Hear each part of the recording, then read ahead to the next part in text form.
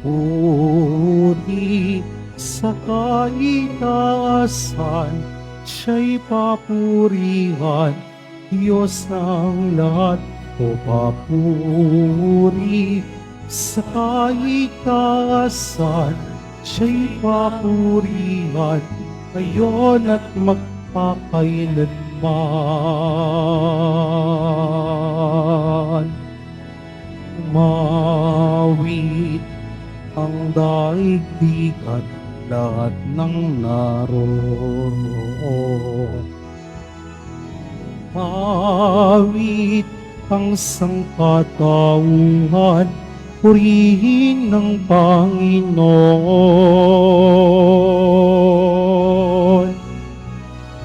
Papuri sa kaitaasan, siya'y papurihan, Diyos ng lahat.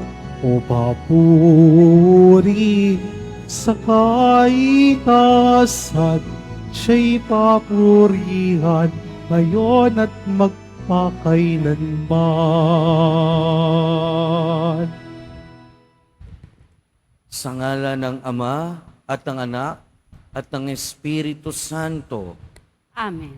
Ang pagpapala ng ating Panginoong Hesukristo, ang pag-ibig ng Diyos Ama, at ang pakikipagkaisa ng Espiritu Santo, naway sumainyong lahat. At sumaiyo rin. Mga kapatid, tinipon tayo bilang kaanib ng angka ng Diyos. Kaya dumulog tayo sa mawaing Panginoong nagpapatawad ng lubos. Sinugong tagapagpagaling sa mga nagsisisi, Panginoon, kaawaan mo kami. Panginoon, kaawaan mo kami. Dumating na tagapag-aniyayang mga makasalanan ay magsisi, Kristo, kaawaan mo kami. Kristo, kaawaan mo kami. Nakaluklok ka sa kanan ng Diyos Ama para ipamagitan kami. Panginoon, kaawaan mo kami. Panginoon, kaawaan mo kami. Kaawaan tayo ng makapangyarihang Diyos, patawarin tayo sa ating mga kasalanan at patnubayan tayo sa buhay na walang hanggan. Amen. Manalangin tayo. Ama naming makapangyarihan, lakas loob ka naming tinatawagan. Sa ngalan mo, Ama naming banal, sa kalooban namin ay panahanin mong lubos ang iyong espiritong sa amin kumukupkup, upang sa lupaing ipinangako kami makapasok sa pamamagitan ni Hesukristo kasama ng Espiritu Santo, magpasawalang hanggan. Amen. Magsiupo muna ang lahat. Pagbasa mula sa aklat ni Propeta Ezekiel. Sinabi sa akin ng Panginoon, ano ba ang ibig ninyong sabihin sa kasabihan ninyong ang ama ang kumakain ng maasim na ubas, ngunit ang anak ang nangingilo? Buhay ako, sabi ng Panginoon. Hindi ninyo magagamit ngayon ang kasabihang ito sa Israel. Akin ang buhay ng lahat ng tao, maging sa ama o sa anak, at ang kaluluwang magkasala ay mamamatay. Halimbawa, na may isang taong masunurin sa kautusan, tapat at lumalakad sa katuwiran. Hindi siya nakikisalo sa handog na inihain sa mga burol. Hindi sumasamba sa mga Diyos-Diyosan ng Israel. Hindi siya nangangalunya ni sumisiping sa babaeng pinapanahon. Hindi siya nandadaya ng kapwa o nagnanakaw. Ibinabalik niya agad sa may-ari ang sangla ng nangungutang sa kanya. Marunong siyang tumulong sa nangangailangan. Hindi siya nagpapatubo sa pagpapahiram ng pera. Siya ay makatarungan. Sinusunod niya ang aking mga utos at mga tuntunin. Ang ganitong tao ay matuwid at mabubuhay siya. Sakaling magkaanak siya ng magnanakaw, mamamatay tao at nagpapatubo, palagay ba ninyo'y mabubuhay ang anak na ito? Hindi. Tiyak na mamamatay siya dahil sa mga kasuklam-suklam niyang gawain. Kung magkagayon, walang ibang dapat sisihin kundi siya. Kaya nga, bawat isa sa inyo ay hahatulan ko ayon sa kanyang ginawa. Magsisi nga kayo tumalikod sa inyong kasamaan bago bumagsak sa inyo ang parusa. Lumayo kayo sa inyong kasamaan at magbagong buhay pagkat di kayo dapat mamatay, mga Israelita. Hindi ko gustong mamatay ang sinuman, kaya magpakabuti na kayo upang mabuhay. Ang salita ng Diyos. Salamat sa Diyos. Diyos ko, sa aking likhain, tapat na puso't loobin. Diyos ko, sa aking likhain, tapat na puso't loobin. Isang pusong tapat sa aking likhain. Bigyan mo, O Diyos, ng bagong damdamin. Sa iyong harapay huwag akong alisin. Ang Espiritu mo ang papaghariin. Diyos ko, sa aking likhain, tapat na puso't loobin. Ang galak na dulot ng iyong pagliligtas, ibalik at ako ay gawin mong tapat. Kung magkagayon na, aking tuturuang sa iyo lumapit ang makasalanan. Diyos ko, sa aking likhain, tapat na puso't loobin. Hindi mo na nais ang mga panghandog. Sa haing sinunog, di ka nalulugod. Ang handog ko, O Diyos, nakarapat dapat ay ang pakumbabat, pusong mapagtapat. Diyos ko, sa aking likhain, tapat na puso't loobin. Magsitayo po ang lahat.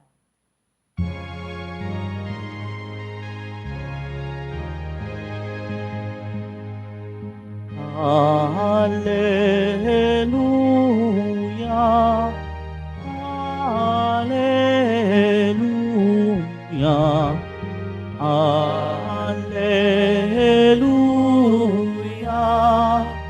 Hallelujah.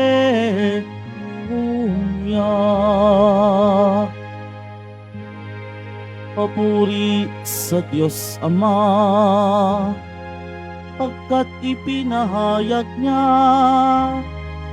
hari siya ng mga aba. Alleluia,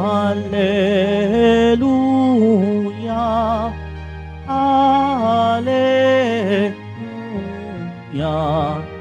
Alleluia,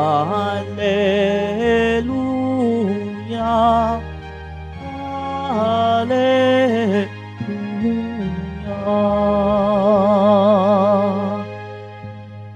Sumainyo ang Panginoon. At sumaiyo rin. Ang mabuting balita ng Panginoon ayon kay San Mateo. Papuri sa iyo, Panginoon. Noong mga panahong iyon, may nagdala ng mga bata kay Jesus upang hilinging ipatong niya sa mga ito ang kanyang kamay at ipanalangin. Ngunit pinagwikaan sila ng mga alagad. Datapwat, sinabi ni Jesus, hayaan ninyong lumapit sa akin ang mga bata. Huwag ninyo silang hadlangan, sapagkat sa mga katulad nila, naghahari ang Diyos. Ipinatong niya sa kanila ang kanyang kamay, saka umalis. Mga kapatid, ang mabuting balita ng Panginoon. Pinupuri ka namin, Panginoong Heso Kristo. Magsiupo muna, ando. Welcome po sa Minor Basilica and National Shrine of Jesus Nazareno at magandang umaga sa inyong lahat. Mga kapatid, naalala ko nung bata ako, madalas akong sumasama, madalas akong dinadala ng nanay ko sa Divisoria para mamili ng mga paninda namin. Sa ating ebanghelyo, narinig natin na dinadala ng mga tao yung mga bata kay Jesus. At malamang yung mga magulang nila ang nagdadala sa mga batang ito kay Jesus. At nakakatuwa din, no? Ngayon nakikita ko may mga magulang dito na may daladalang bata. And so it leads us to ask ourselves, saan ba natin dinadala ang ating mga anak? Saan ba natin dinadala ang ating kapwa? We cannot deny the fact na malaki ang impluensya ng magulang sa mga anak. Kaya nga sa unang pagbasa, yung pasimula, sinasabi doon, ang ama ang kumakain ng maasim na ubas, pero ang anak ang nangingilo. Dahil sa worldview ng mga Hudyo, sa kanilang pananampalataya, kung ano ang ginagawa ng mga magulang, pwedeng makaapekto sa mga anak hanggang sa ikatlong henerasyon. Kaya nga sa kanila, di ba? Kapag ka nagkasala yung magulang, hanggang kaapu-apuhan, maapektuhan ng parusa ng Panginoon. Pero narinig din natin sa isang banda, sa unang pagbasa, na kahit gaano kalaki ang impluensya sa atin ng ating magulang, o kahit na gaano kalaki yung impluensya natin sa ating mga anak, at the end of the day, individual pa rin ang ating relasyon sa Diyos. At the end of the day, mananagot tayo para sa sarili natin.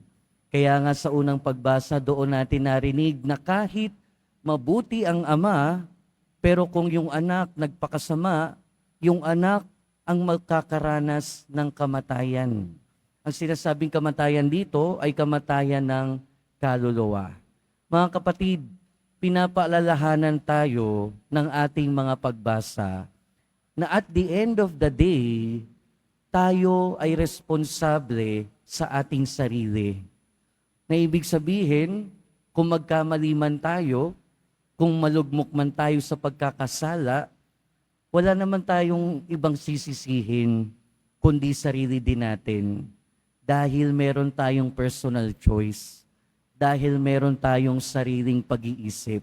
Pero of course, ibang usapan kapag kasinali na natin yung environment, yung kinalakihan, but ultimately, sinasabi sa atin na tayo pa rin ang may responsibilidad sa ating sarili at sa ating sariling kaligtasan. Kaya nga ang paanyaya din sa atin ng unang pagbasa, magpakabuti para mabuhay. Magpakabuti para mabuhay. Kung kahapon, sinasabi ng ating Panginoon na wala sa plano niya ang paghihiwalay ng mag-asawa, and therefore wala sa plano niya na tayo ay mahiwalay sa Kanya, ngayon naman sinasabi niya sa unang pagbasa na wala sa plano niya ang kamatayan. Kaya lang dumating ang kamatayan dahil sa pagkakamali, pagkakasala ni Eva at Adan. Pero hindi niloob ng Diyos ang kamatayan at hindi niya niloloob na ang bawat isa sa atin o ang kahit na sino sa atin ay mapasama at makaranas ng walang hanggang kamatayan. Kaya nga inaanyayahan tayo na magpakabuti para hindi maranasan ang kamatayan na yun. At ano yung pamamaraan para magpakabuti? Ano yung pamamaraan para papagharian ng Diyos? Yun yung nasa ebanghelyo natin. Binabalik na naman tayo dun sa sinasabi ng ating Panginoon, maging katulad ng bata. Sa mga bata, isa sa mga quality ng mga bata o dalawa sa mga quality ng mga bata na pwede nating tularan ay yung kanilang pagiging inosente, yung kanilang pagiging pure, at ang kanilang pagiging madaling turuan.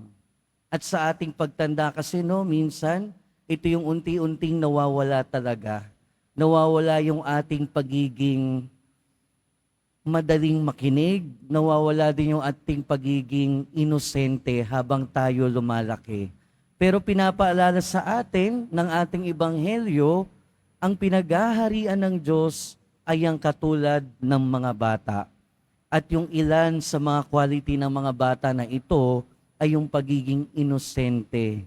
At ang ibig sabihin ng pagiging inosente ay ang pagiging malinis sa isip at sa puso. At syempre, nandoon yung pagiging madaling makinig. Maraming sumalungat, maraming nang iwan kay Jesus dahil hindi na sila handang makinig. Dahil ayaw na nilang makinig. Pero ang paanyaya sa atin, maging katulad ng mga bata. Diba yung mga bata, napakadaling makinig niyan, lalo na sa mga magulang nila. At tayo, kung ang ating Ama ay ang Diyos Ama, tayo ay dapat na madaling makinig sa ating Diyos Ama at madaling makinig sa ating Panginoong Hesukristo. Kaya sa pagpapatuloy ng ating buhay, mga kapatid, ang paanyaya at paalala sa atin, magpakabuti para manatiling buhay at maranasan ang buhay na walang hanggan. At ang isa sa mga paraan para makamit iyon ay maging tulad ng isang bata, maging malinis sa puso at sa isip at makinig. Amen. Magsitayo na po ang lahat.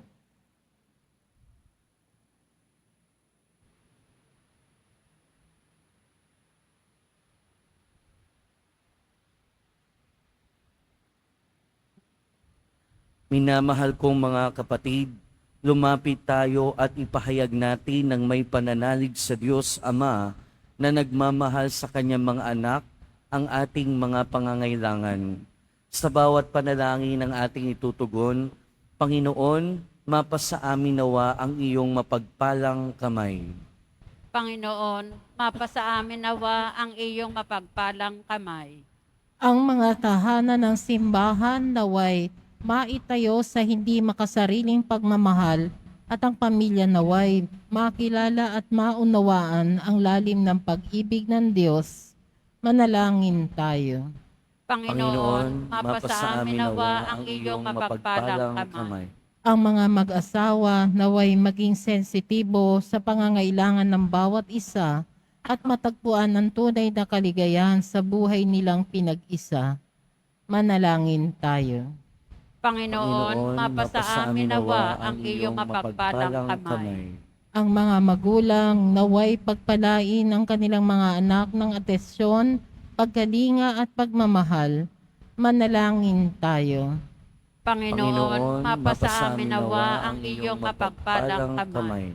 Ang mga bata at yung mga mahihina sa ating lipunan naway mabigyan ng suporta ng mga malalakas at nakaririwasa sa buhay. Manalangin tayo. Panginoon, mapasa amin nawa ang iyong mapagpalang kamay. Ang mga namayapa naway makatanggap ng kapayapaang walang hanggan. Manalangin tayo. Panginoon, mapasa amin nawa ang iyong mapagpalang kamay. Ama, ang iyong kaharian ay para sa mga bata at maliliit. Pakinggan mo ang panalangin ng iyong anak na nananalig sa iyo. Hinihiling namin ito sa pamamagitan ni Kristo na aming Panginoon. Amen. Magsiupo muna ang lahat.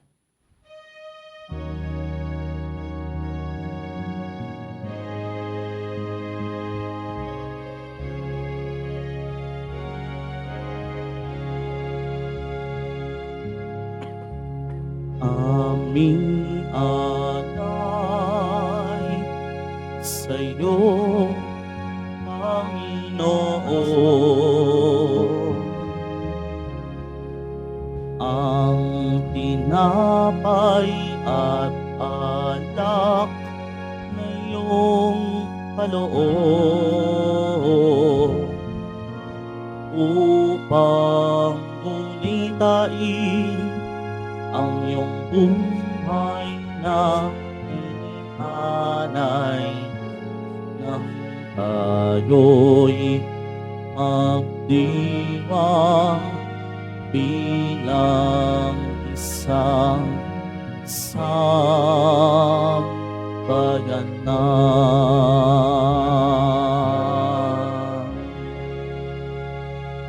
Magsitayo po ang lahat. Manalangin kayo mga kapatid upang ang paghahain natin ay kalugdan ng Diyos amang makapangyarihan. Tanggapin nawa ng Panginoon itong paghahain sa iyong mga kamay, sa kapurihan niya at karangalan, sa ating kapakinabangan at sa buong sambayanan niyang banal. Ama naming lumikha, kalugdan mo ang mga alay ng iyong sambayanan, ang ipinagmagandang loob mong ibigay sa amin upang maihain, ay siya nawang gumanap ng iyong ginagawa upang kami tubusin. Sa pamamagitan ni Hesukristo, kasama ng Espiritu Santo, magpasawalang hanggan. Amen. Sumainyo ang Panginoon. At sumaiyo rin. Itaas sa Diyos ang inyong puso at diwa. Itinaas na namin sa Panginoon. Pasalamatan natin ang Panginoong ating Diyos. Marapat na siya ay pasalamatan. Ama naming makapangyarihan, tunay ngang marapat na ikaw ay aming pasalamatan. Pinagbibigyan mong ito'y aming maihayag, kahit na ito'y walang anumang maidaragdag. Sa kadakilaang sa iyo ay likas. Sa pagpupuri nami ang nakikinabang, ay kami ring iyong pinakikiharapan sa pamamagitan ng iyong anak na minamahal. Kaya kaisa ng mga anghel na nagsisiawit ng papuri sa iyo, nang walang humpay sa kalangitan, kami nagbubunyi sa iyong kadakilaan. Santo, Santo, Santo, Panginoon Diyos ng mga hukbo, napupuno ang langit at lupa ng kadakilaan mo, o sana sa kaitaasan. Pinagpala ang naparirito sa ngalan ng Panginoon, o sana sa kaitaasan. Magsiluhod po ang lahat. Ama naming banal, ikaw ang bukal ng tanang kabanalan. Kaya't sa pamamagitan ng iyong Espiritu, gawin mong banal ang kaloob na ito upang para sa amin maging katawan at dugo ng aming Panginoong Hesukristo. Bago niya pinagtiis ang kusang loob na maging handog, hinawakan niya ang tinapay, pinasalamatan kaniya, pinaghati-hati niya iyon, iniabot sa kanyang mga alagad at sinabi, "Tanggapin ninyong lahat ito at kanin. Ito ang aking katawan na ihahandog para sa inyo."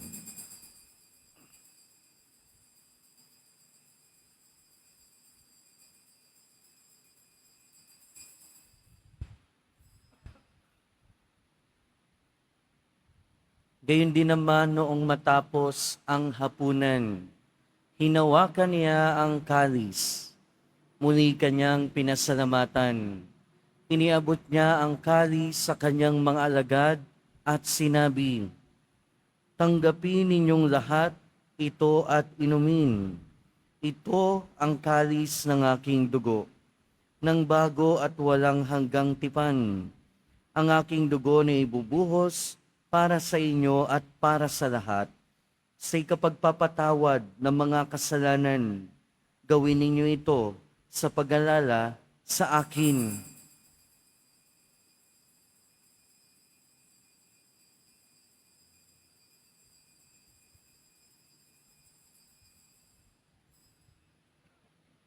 Tumayo po ang lahat.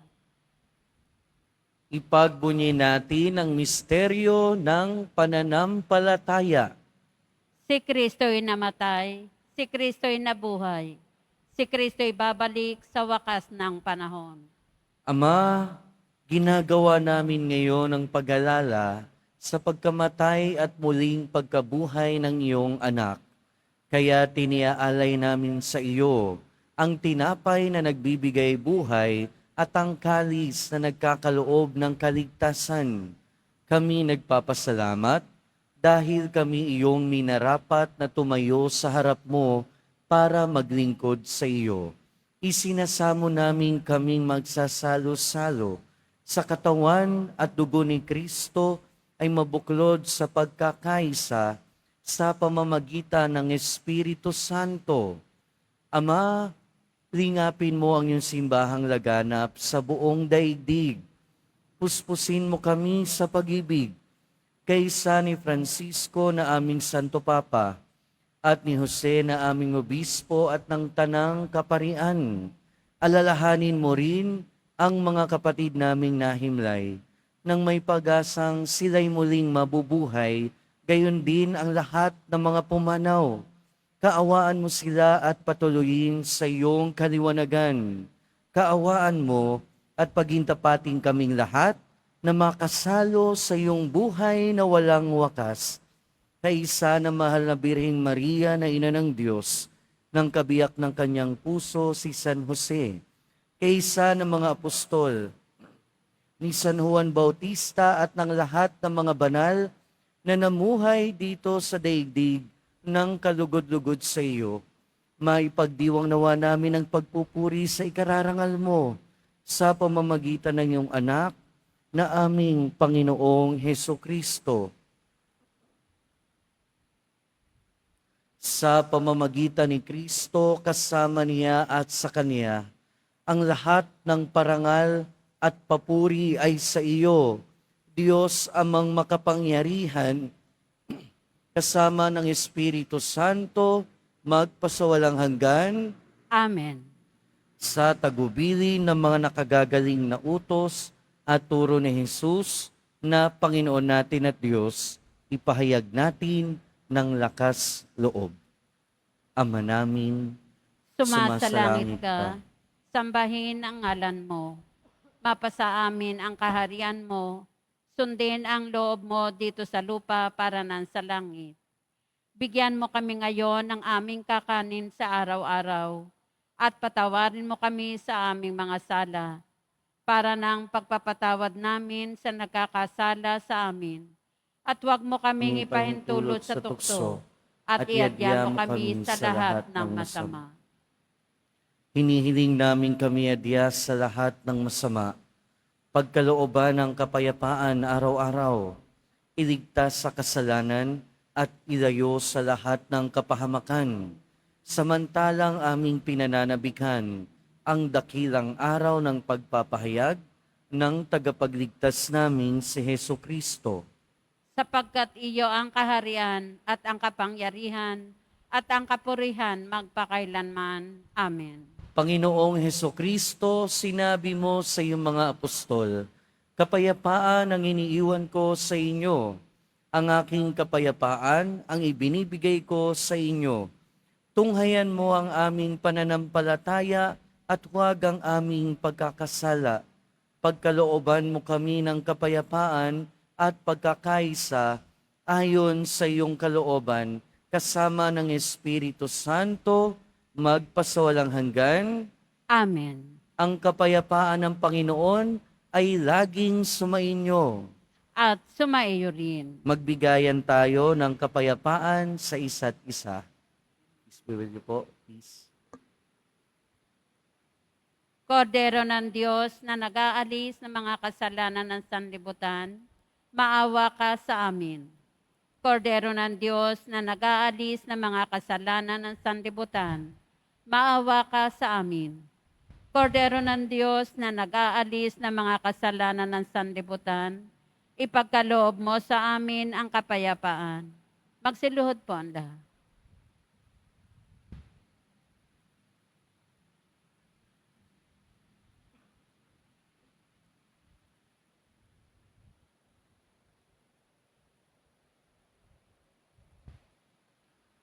Ito ang kordero ng Diyos.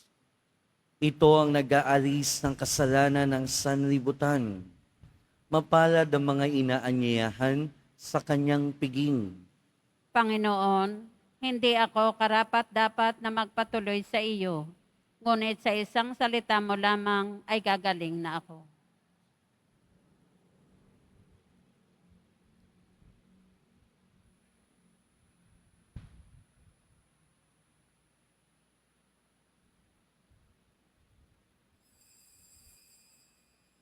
Para sa lahat ng tatanggap ng banal na komunyon, sasagot po tayo ng amen pagkasabi ng pari o ng lay minister ng katawan ni Kristo at isubo agad sa bibig bago umalis sa harapan ng pari o lay minister. Sumunod po tayo.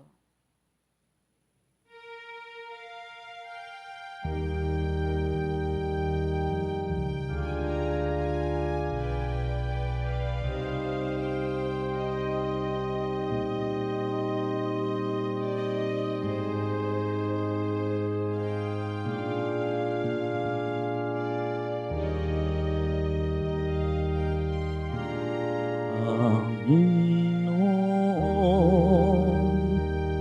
sa puso ko'y iturong mo,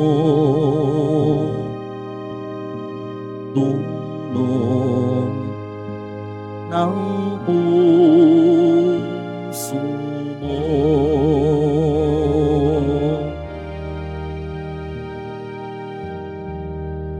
Pusong dalisay,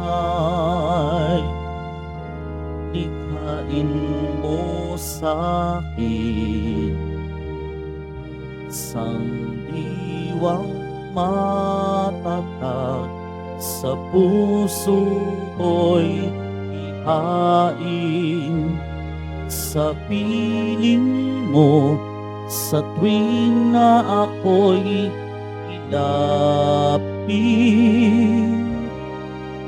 Diwa mong banal, huwag mong ipagtain. Panginoon, sa puso ko'y ituro mo, tulong ng puso mo.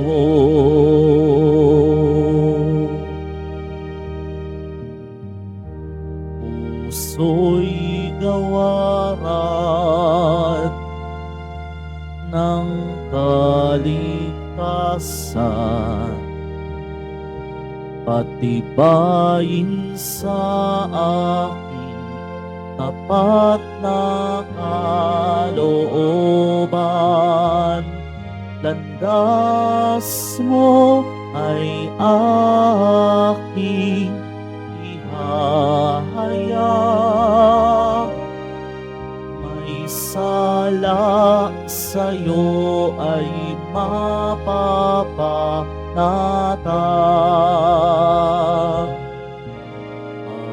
Panginoon, sa puso ko'y ituro mo,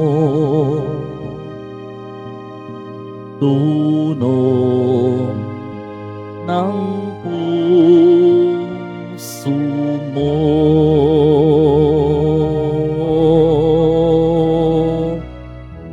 Mag-alay man ako, susunuging handog sa iyong dambanay, di kalugot-lugot.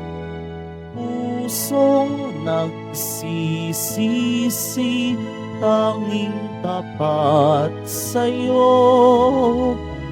Pusong nagmamahal, pusong laan sa'yo. Panginoon, sa puso ko'y ituro mo, tulong puso mo. Dunong ng puso mo.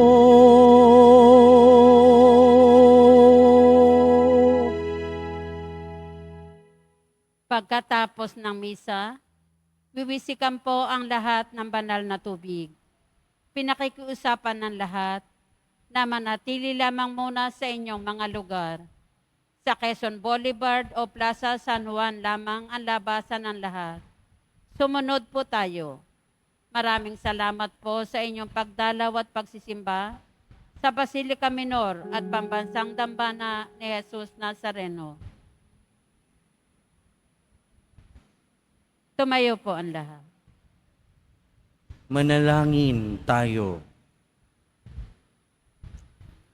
Ama naming mapagmahal, ang pakikinabang namin sa piging na banal ay magdulot nawa sa amin ng kaligtasan at magtanghal sa amin sa luningning ng iyong katapatan. Sa pamamagitan ni Hesukristo, kasama ng Espiritu Santo, magpasawalang hanggan. Amen. Sumainyo ang Panginoon. At sumaiyo rin. Mahal na poong Jesus Nazareno, inihayag mo sa pamamagitan ng krus ang walang maliw na pag-ibig ng Diyos sa sangkatauhan. Pakinggan mo ang kahilingan ng iyong angkan na nagsusumamo sa iyo. Makamtanawa nila ang iyong katugunan at tanggapin ang kasagutan na may utang na loob na tinatanaw. Basbasan din po ninyo ang mga daladala nilang imahen at dasalan. Sa pamamagitan ng bendisyon na ito, naway maalala nila ang mga pangako nila noon sa binyag, na ikaw ang kanilang iibigin at paglilingkuran bilang Panginoon magpasawalang hanggan. Amen. At pagpalain kayo ng makapangyarihan at mapagmahal na Diyos, Ama, Anak, at Espiritu Santo. Amen. Humayo kayong taglayang kapayapaan ng poong Jesus Nazareno. Salamat sa Diyos.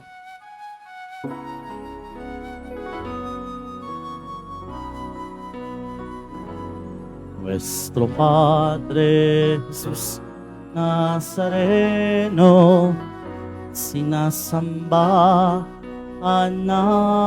namin. Pinipintungo ka namin, aral mo ang aming buhay at kaligtasan. Nuestro Padre Jesus Nazareno, iligtas mo kami sa kasalanan. Ang krus mong pinamatayan ay sagisag ng aming kaligtasan. Nuestro Padre Jesus Nazareno, dinarangal ka namin. Nuestro Padre Jesus Nazareno, niluluwalhati ka namin. Nuestro Padre Jesus Nazareno, dinarangal ka namin. Nuestro Padre Jesus Nazareno, niluluwalhati ka namin.